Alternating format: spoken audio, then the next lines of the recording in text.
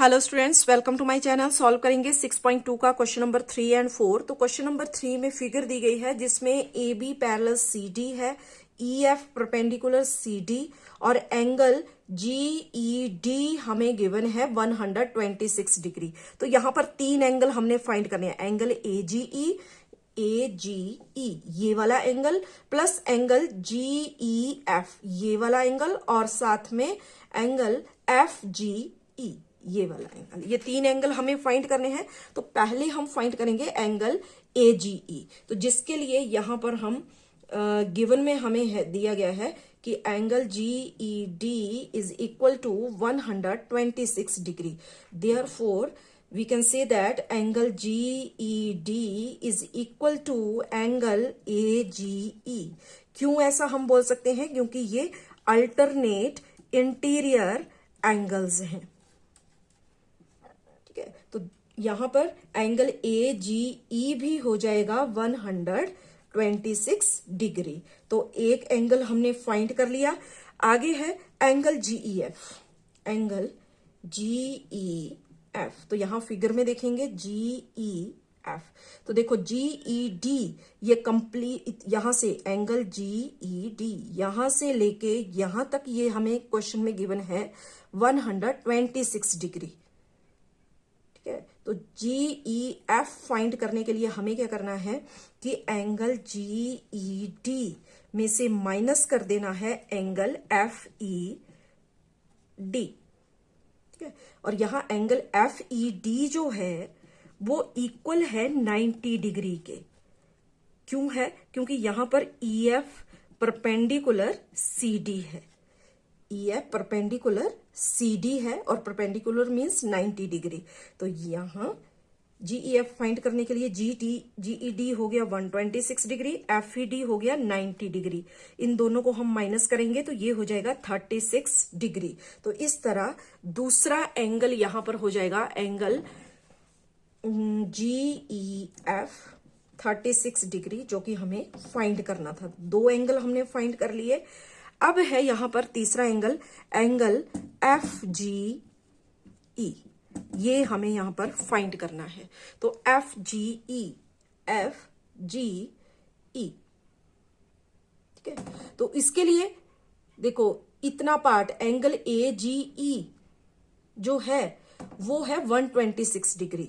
तो यहां हम बोल सकते हैं कि AB जो है वो एक स्ट्रेट लाइन है और यहां पर स्ट्रेट लाइन के ऊपर ये दो एंगल यहां बन रहे हैं AB के ऊपर, और स्ट्रेट लाइन के ऊपर बनने सेम साइड में बनने वाले एंगल का सम 180 डिग्री होता है। तो हम यहां लिख सकते हैं कि angle AGE plus angle EGF is equal to 180 degree. क्यों? क्योंकि यहां पर लीनियर पेयर है या फिर एंगल्स ऑन स्ट्रेट लाइन। तो एंगल AGE कितना हो गया? एंगल AGE है यहां पर 126 डिग्री और प्लस एंगल FGE जो कि हमें फाइंड करना है। देखो FGE तो यहां पर भी हम इसको इसी तरह लिख लेते हैं FGE।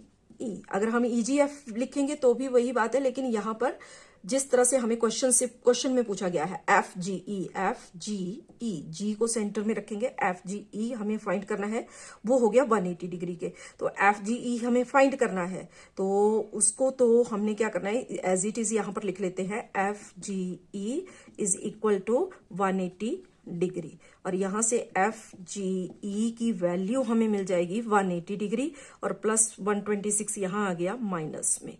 तो इनको माइनस कर लेंगे, ये हो जाएगा 54 डिग्री। तो इस तरह एंगल FGE तीनों एंगल हमने फाइंड कर लिए, जिसमें एंगल AGE ये वाला एंगल हो गया 126 डिग्री, GEF हो गया 36 डिग्री और एंगल FGE हमने फाइंड कर दिया 54 डिग्री। नेक्स्ट है क्वेश्चन नंबर 4। तो यहां पर भी फिगर दी गई है और फिगर में देखो PQ पैरेलल ST है और इसमें angle PQ R P Q R 110 degree दिया गया है और एंगल आर एस टी दिया गया है 130 डिग्री। यहां पर ये वाला एंगल हमें फाइंड करना है, क्यू आर एस फाइंड करना है। और हिंट में दिया गया है कि draw a line parallel to S T, S T के पैरेलल एक लाइन ड्रॉ करनी है जो कि पॉइंट आर से होती हुई जाए। तो एस टी के थ्रू अगर लाइन पैरेलल करनी है तो यहाँ इस तरफ को हमने एक लाइन ड्रॉ कर ली जो हमें हिंट दिया है। तो इसमें आर और इसको हमने नाम दे दिया के, आर के, एक लाइन ड्रॉ कर ली।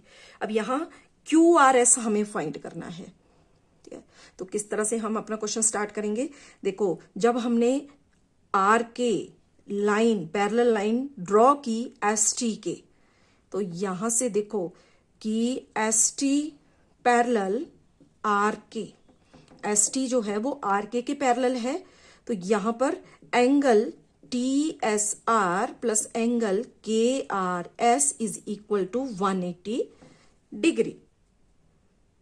ठीक है, T S R plus angle K R S, इन दोनों का सम क्या हो जाएगा 180 डिग्री। क्यों होगा? क्योंकि ये वाला एंगल और ये वाला एंगल, ये दोनों एंगल जो हैं वो इंटीरियर एंगल्स हैं on the same side of transversal.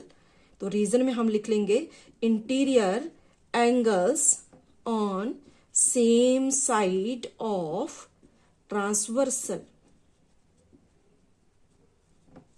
ठीक है, देखो एस टी और आर की दोनों पैरेलल हैं और इन दो पैरेलल लाइन को कट करती हुई यहां पर जा रही है, इंटरसेक्ट करती हुई एक तीसरी लाइन जा रही है आर एस।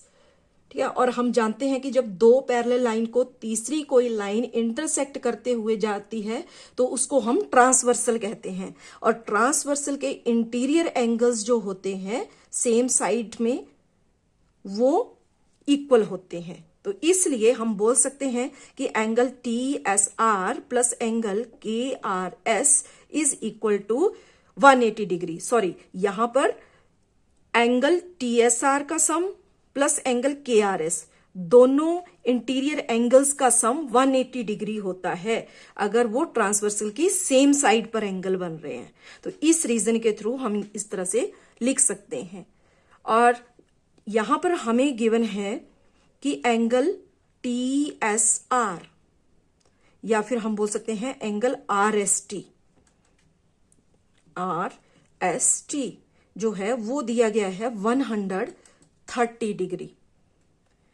ठीक है, ये जो हमने टी एस आर यहां पर लिखा इसको हम आर एस टी भी बोल सकते हैं। तो आर एस टी हमें दिया है 130 डिग्री, तो यहां से के आर एस हमें मिल जाएगा। तो जो कि यहां रीजन में लिख लेंगे गिवन।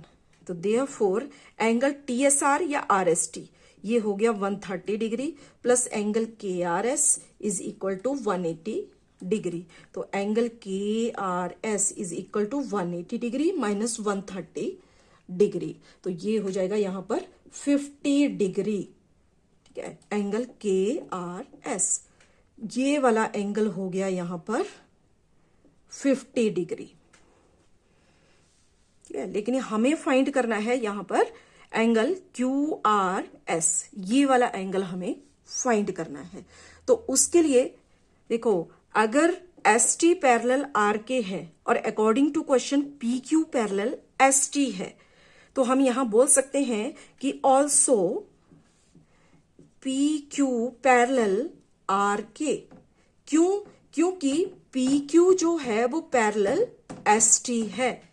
ठीक है, ऐसा हमें क्वेश्चन में गिवन है कि अगर S T parallel R K है तो इसलिए पी क्यू भी आर के पैरेलल होगी। क्यों? क्योंकि पी क्यू और एस टी आपस में पैरेलल हैं।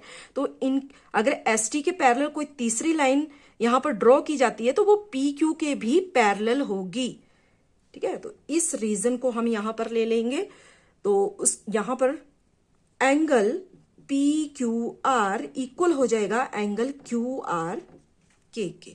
जब ये दोनों लाइन पैरेलल हैं तो यहां पर ये जो एंगल बन रहा है एंगल पी क्यू आर, ये इक्वल हो जाएगा एंगल क्यू आर के। ठीक है, तो एंगल पी क्यू आर तो हमें गिवन है। जिसको हम लिख लेंगे यहां पर 110 डिग्री इज इक्वल टू, अब एंगल क्यू आर के, तो क्यू आर के में इतना पार्ट तो हमने फाइंड कर लिया 50 डिग्री, लेकिन ये वाला पार्ट हमें फाइंड करना है। तो उसके लिए हम यहां लिख सकते हैं कि एंगल क्यू आर के जो है, एंगल क्यू आर के ये इक्वल हो जाएगा, यहां पर देखो दो एंगल यहां पर बन रहे हैं, angle Q R S plus angle दूसरा यहां पर है एस आर के। ठीक है, तो हम लिख सकते हैं angle Q R K is equal to angle Q R S plus angle S R K. तो जिसमें क्यू आर एस तो हमें नहीं पता है, तो उसको हमने एज इट इज लिख लिया, प्लस एस आर के हमने फाइंड किया 50 डिग्री। ठीक है, तो क्यू आर एस ही हमें फाइंड करना है, तो क्यू आर एस को हम यहीं छोड़ेंगे और यहां 110 डिग्री के साथ प्लस 50 आ जाएगा माइनस में, और इन दो को हम माइनस करेंगे तो ये हो जाएगा यहां पर 60 डिग्री। तो 60 degree is equal to Q R S, और क्यू आर एस ही हमें यहां पर फाइंड करना था। तो इस तरह क्यू आर एस हो गया 160 डिग्री, और यही हो जाएगा यहां पर हमारा आंसर। Thank you.